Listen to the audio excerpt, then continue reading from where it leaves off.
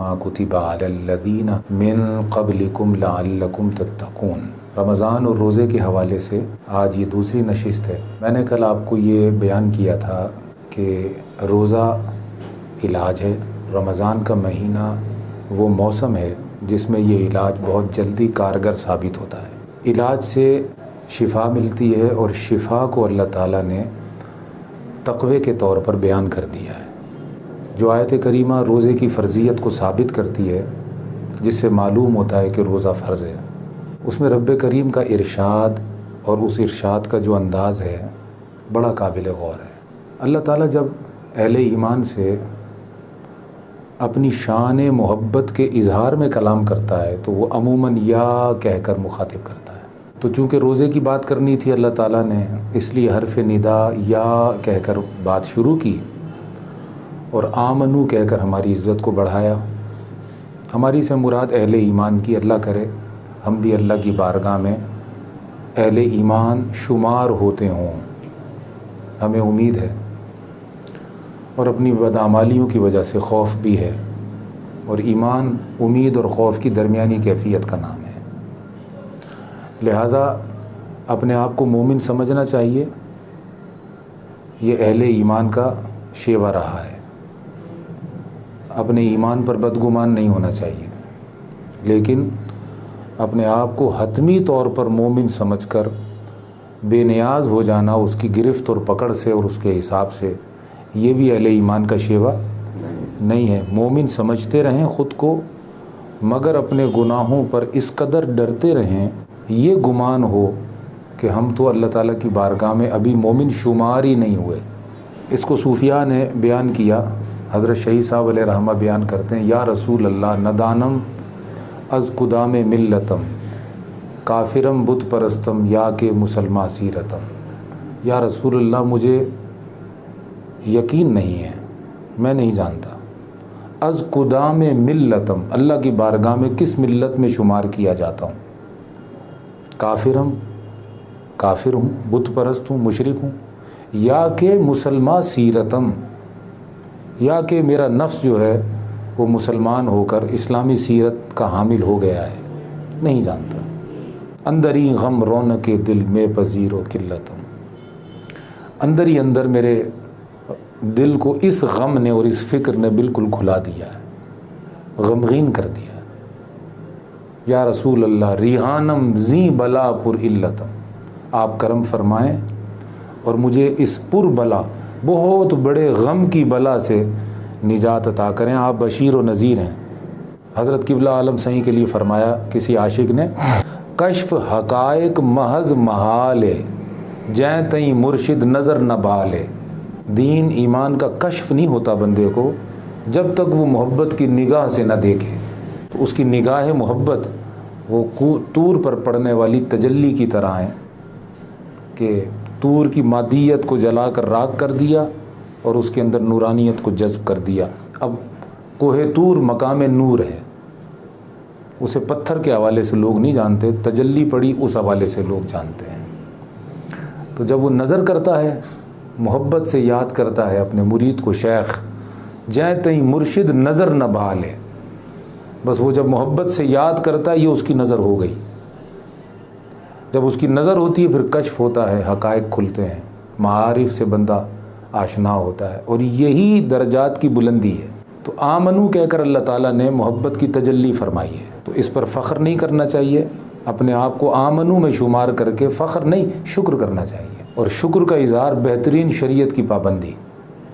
شریعت کا پابند آدمی شاکر ہے، ساجد شاکر ہے، راکع ساجد شاکر ہے، قائم شاکر ہے، قیام رکوع سجدہ یہ شکر ہے، روزہ بھی شکر ہے، سحر افطار یہ بھی شکر ہے۔ حضور کی جتنی سنتیں ہیں تمام سنتوں پر عمل، ظاہری ہوں یا باطنی۔ ظاہری عوام میں زیادہ مشہور ہیں داڑھی اور ٹوپی، باطنی علماء اور صوفیہ میں زیادہ مشہور ہیں حسد نہ ہو، کینہ نہ ہو، بخل نہ ہو، غصہ نہ ہو، غضب نہ ہو، بے انصافی اور بے اعتدالی نہ ہو، جہل نہ ہو، یہ باطنی سنتیں ہیں۔ تو اس پر توجہ علماء کرتے ہیں، عوام وہ صرف ظاہری جو سنتیں ہیں جیسے امامہ شریف ہو گیا، داڑھی ہو گئی، زلف ہو گئیں، لباس کے اندر احتیاط ہو گئی، سادگی ہو گئی، ان تمام چیزوں کو عوام گنتی ہے، لیکن علماء جو ہے وہ ان کو تو شمار کرتے ہیں، مگر وہ باطنی سنتوں کے اوپر زیادہ زور دیتے ہیں کہ یہ جو ظاہری سنتیں ہیں انہوں نے مٹی میں جانا ہے، یعنی یہ نظر مزار ہوں گی، اور وہ جو باطنی سنتیں ہیں وہ نظر یار ہوں گی۔ اخلاق کی بنیاد پر فیصلے ہوں گے، ظاہری سنتوں کی بنیاد پر ماجور ہوگا، یعنی اجر ملے گا، لیکن پھر بھی اس کے جسم کو نظر قبر کر دیا جائے گا، یہ نظر مزار ہوگا، اور وہ جو باطنی صورت ہے اس کی احسنی تقویم والی وہ اخلاق سے ڈیولپ ہوتی ہے، اور اخلاق جو ہیں وہ اخلاق رذیلہ کو تبدیل کر کے اخلاق حمیدہ میں بدل دینے سے تعمیر ہوتے ہیں، اور باطنی جو اخلاق ہوتے ہیں ان پر صرف اللہ کی نگاہ ہوتی ہے، یا اللہ کے رسول کی نگاہ ہوتی ہے، یا نگاہ والوں کی نگاہ ہوتی ہے۔ تو کہا گیا کہ علماء ظاہر دیکھتے ہیں اور صوفیہ جو ہیں وہ باطن دیکھتے ہیں، تو جو وہ دیکھتے ہیں وہ تو تعمیر کرو۔ تو آمنو کہہ کر ہماری عزت کو بڑھایا۔ تو جب آدمی شریعت کا پابند ہوتا ہے ظاہری اور باطنی، وہ شکر کرتا ہے، جب شکر کرتا ہے تو اللہ نے فرمایا کہ میں اپنی نعمت کو بڑھا دیتا ہوں، لئن شکرتم لازیدنکم، اگر تو نے شکر کیا تو میں اپنی نعمت میں اضافہ کروں۔ وہ نعمت کیا تھی جس پر شکر؟ وہ ایمان تھی، تو اگر تو نے شکر کیا تو وہی ایمان ہی بڑھے گا نا۔ جب ایمان بڑھے گا تو ایمان دراصل اللہ اور اس کے رسول کی ذات پر یقین کا نام ہے۔ اب جب یقین بڑھ گیا تو اب وہ جس قدر یقین بڑھے گا اتنا ہی تعلق مضبوط ہوگا، اور جتنا تعلق مضبوط ہوگا یقین کی وجہ سے اختیار منتقل ہوگا۔ جس پر آپ کا یقین ہے اس کا اختیار منتقل ہوگا۔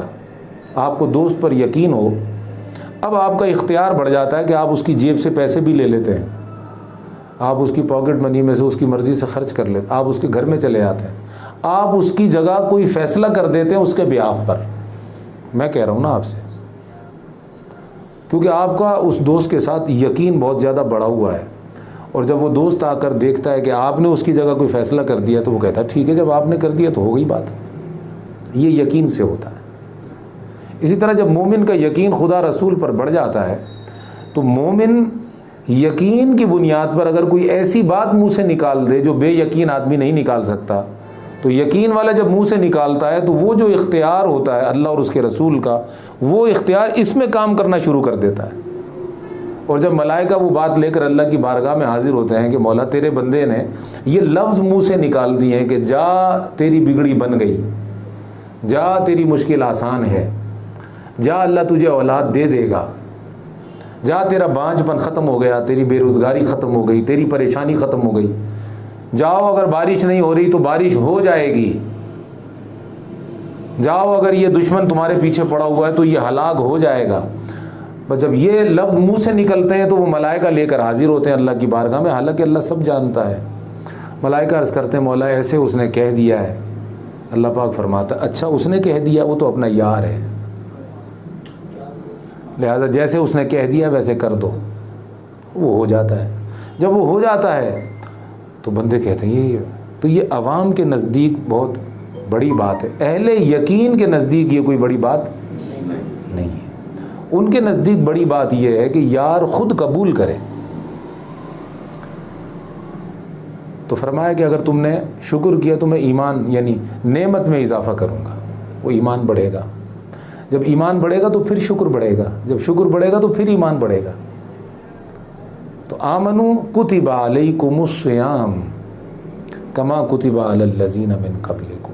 اب اللہ تعالیٰ کا ایک طریقہ ہے کہ وہ ماضی کے اندر کنیکٹ کرتا ہے اپنے بندوں کو تاکہ سلسلہ قائم ہو جائے۔ تو یہ کما کتبہ تم پر لازم کیے جیسے پچھلوں پر لازم تھے، معلوم ہوا یہ سلسلہ پیچھے سے چلا آ رہا ہے، تو مومنین کو سلسلے سے جوڑ دیا۔ معلوم ہوا سلسلوں سے جوڑنا یہ خدا کی سنت ہے۔ ہم نے تم پر روزہ فرض کیا کما کتب علی الذین من قبلکم۔ ہمارے یہاں بھی کوئی کام ہوتا ہے تو ہم کہتے ہیں کہ یہ جو محفل ہے یہ اسی طرح سے ہوگی جیسے ہمارے حضرت کے دور میں ہوتی رہی ہے۔ یا جیسے ان کے حضرت کے دور میں ہوتی رہے. یہ ذکر بھی ہم اسی طریقے پر کرتے ہیں جیسے ہمارا شیخ کرتا رہا ہے یا اس کا شیخ کرتا رہا ہے. یہ ہم عقیدہ بھی وہی رکھتے ہیں جیسے ہمارے علماء ما سبق رکھتے تھے. ہم انہی عقائد پر ہیں جس پر ہمارے ماں سلف تھے، یعنی پہلے کے لوگ تھے. ہم صحابہ کی تعظیم کے اسی عقیدے کے قائل ہیں جس پر ہمارے سابقہ علماء، قدیم علماء اور جلیل القدر علماء جس طرح سے تعظیم کرتے آ رہے ہیں، ہم اسی طرح سے ان کی تعظیم کے، ہم انہی عقائد پر ہیں جن پر سلف تھے. تو یہ کما کوتبہ، یہ سنت خداوندی ہے کہ تم پر جو روزہ لازم کیا ہے تو تمہارے اوپر کوئی نئی چیز وارد نہیں کی، بلکہ یہ ہدایت کا سلسلہ قدیمی چلا آ رہا ہے. تو ہم نے تمہیں بھی اے مومنو جوڑ لیا ہے اس میں. معلوم ہوا روزے دار روزہ رکھتا ہی ایک ایسے سلسلے میں جڑ جاتا ہے جو قدیمی اللہ تعالیٰ کی رحمت کی بارگاہ سے چلا آ رہا ہے. معلوم ہوا کہ روزے رکھنے والا ایک سلسلے میں داخل ہو جاتا ہے روزے داروں کے. معلوم ہوا کہ روزے والوں کا بھی ایک سلسلہ ہے جو کما کتبہ سے ظاہر ہو رہا ہے کہ یہ ہم نے پہلے بھی تم پر لازم کیے تھے، کوئی نئی چیز نہیں ہے یہ. تو جیسے ہی وہ روزہ رکھتا ہے وہ کما کتبہ میں داخل ہو جاتا ہے. جب کما کتبہ میں داخل ہو جاتا ہے تو اگر اس نے شکر کیا، اگر اس نے شکر کیا، آمنو کے تحت اس نے شکر کیا، تو وہ کتبہ جو پہلے لوگوں کے اوپر حال وارد ہوا تھا روزہ رکھنے کی وجہ سے، اس میں بھی یہ حصے دار ہوگا. تو جس طرح اس کو سحری افطاری کا حکم دیا گیا ہے، اسی طرح جب یہ کما کتبہ پرانے لوگوں میں شامل ہوگا، سلسلے میں داخل ہوگا، تو اللہ تعالیٰ سحر کے وقت جو کرم ان پر کرتا تھا اور افطار کے وقت جو تجلی ان پر کرتا تھا، تو آپ کا کیا خیال ہے سحر اور افطار میں ہونے والی تجلی میں یہ حصے دار نہیں ہوگا؟ معلوم ہوا پرانے لوگوں پر جو کرم ہوتا رہا یہ اس میں بھی شمار ہوگا، اور پھر ایک خاص فیض اس کو وہ عطا ہوگا جو کسی کو نہ ہوا ہوگا. پھر اس کے بعد جو لوگ آئیں گے کما کتبہ میں، ان کو مخاطب کر کے اس کے حوالے کیا جائے گا. آنے والوں کو کہا جائے گا کہ تم کما کتبہ میں ان کے ساتھ تابع ہو جاؤ جو اب عمل کر رہے ہیں روزہ رکھ کر. آپ کو یہ بات سمجھ آئی؟ کیونکہ سلسلہ آگے چلتا ہے. تو آمنو تو آپ کے بچے بھی پڑھیں گے، پوتے بھی پڑھیں گے، آگے جنریشنز پڑھیں گی. تو ایک وقت آئے گا کما کتبہ جب ان کو کہا جائے گا آپ پیچھے کھڑے ہوئے ہوں گے، جس طرح ابھی بڑے بزرگ آپ کے پیچھے کھڑے ہیں.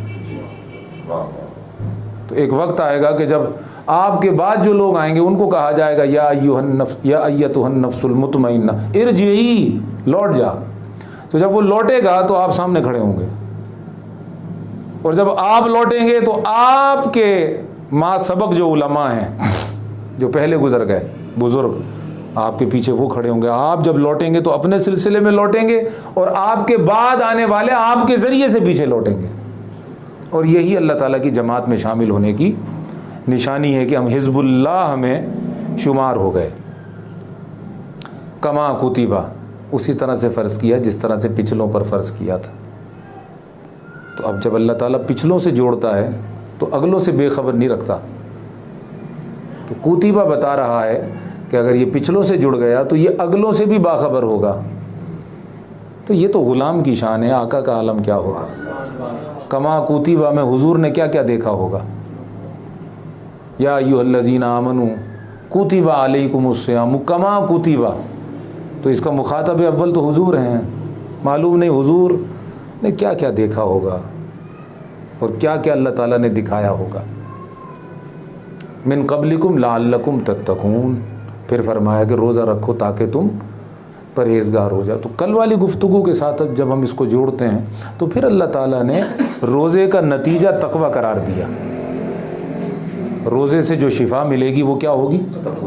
تقوی. تقوی اختیار کرنے کے بعد جب یہ یا ایھا الذین میں دوبارہ داخل ہوگا پھر ایک نیا نظارہ ہوگا.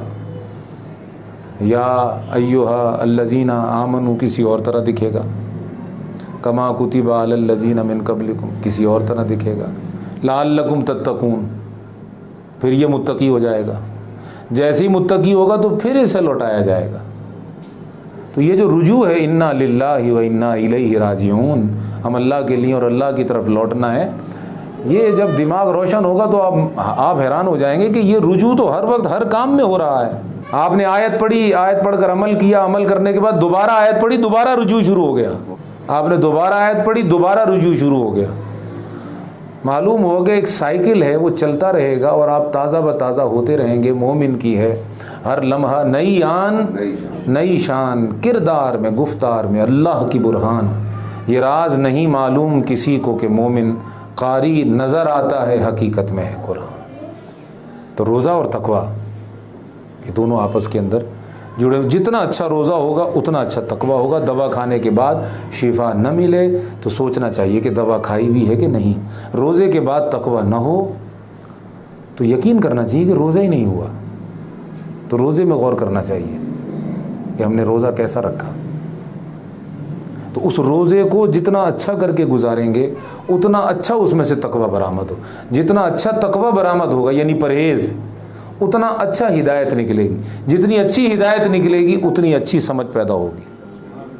اور جب اس اچھی سمجھ کے ساتھ آپ قرآن پڑھیں گے تو پھر ایک مزید معرفت پیدا ہوگی. اس معرفت کے نتیجے میں ایک وقت آئے گا کہ حب رسول بے انتہا بڑھ جائے گا. زے حب تو مستم بزنجیر تو دل بستم.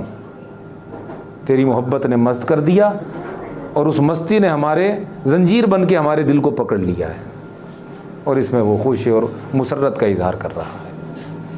لہٰذا اللہ تبارک و تعالیٰ سے دعا کریں. آخر میں دیکھیں پھر دعا مانگتا ہے ہر بولنے والا. دعا کریں کہ وہ توفیق عطا کرے. جو کچھ میں نے کہا آپ نے سنا, اس پر ہم سب کو عمل کرنے. وما علینا الا البلاغ.